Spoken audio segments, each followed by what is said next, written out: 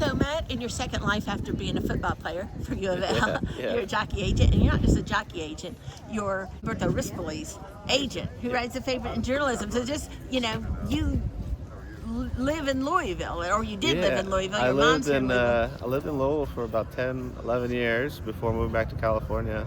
And I was actually thinking about it the other day. It's been 12 years since I basically lived across the street from Churchill Downs. Every day I spent for 4 years at the University of Louisville playing college football. And, it just comes full circle for me because I wanted to be a sports agent. I wanted to move to California and kind of find my career as an NFL agent.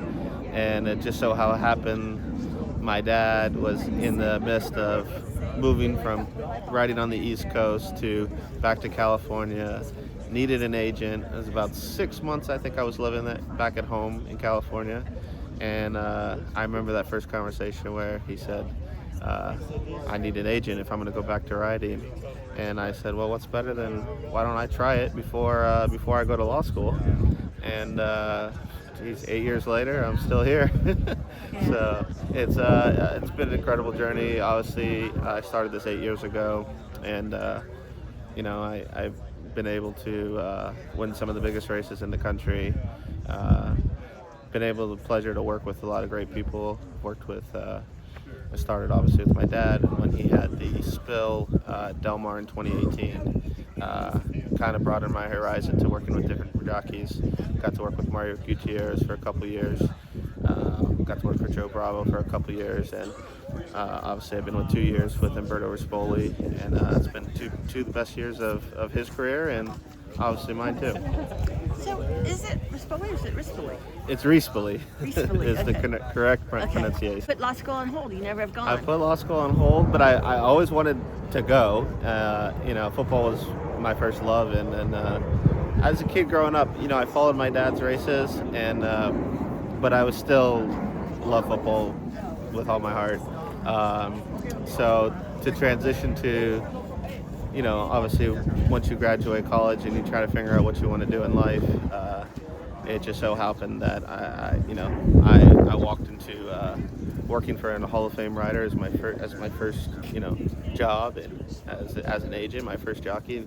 Not many people could say they've worked for a Hall of Fame rider as their first guy, and I could say I really, I've learned a lot over the 8 years, and I've definitely learned.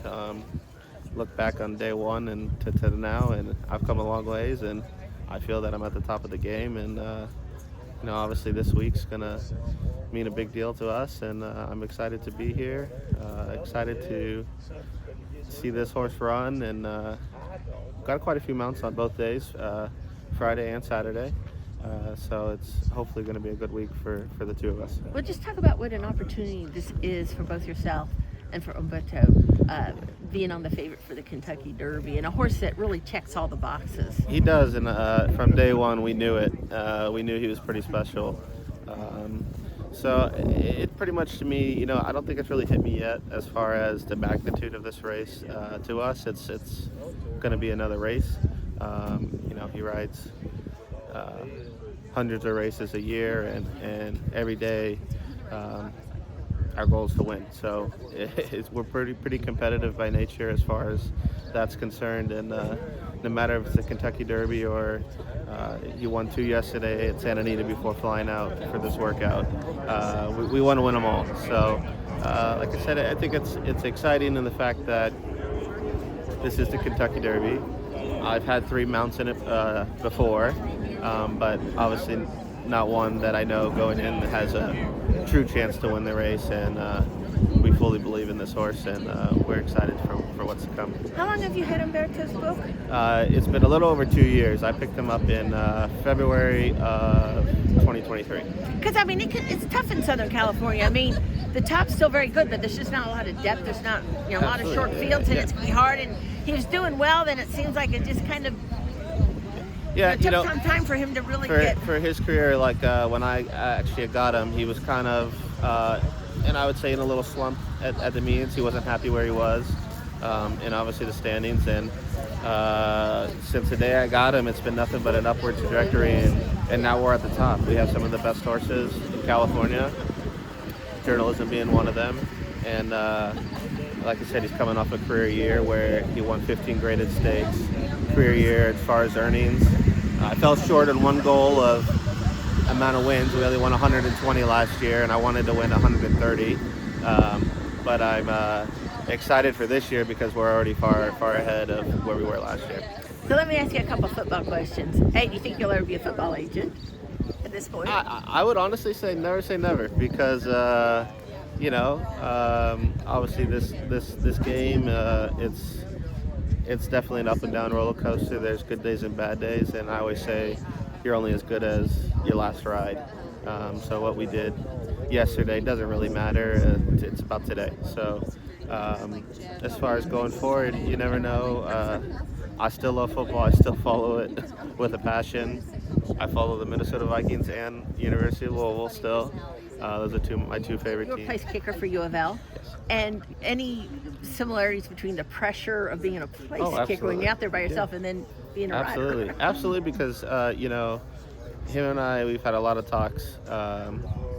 I think that's why we get along so well, because we reason with each other, and I could see his competitiveness, but also being an athlete throughout my career, it's it's taken a lot of pressure, and as a kicker, what more pressure is there than game on the line, trying to win, and I could tell from those Charlie Strong days, it was they put us through the mental grind, and that's honestly what made us a good football team.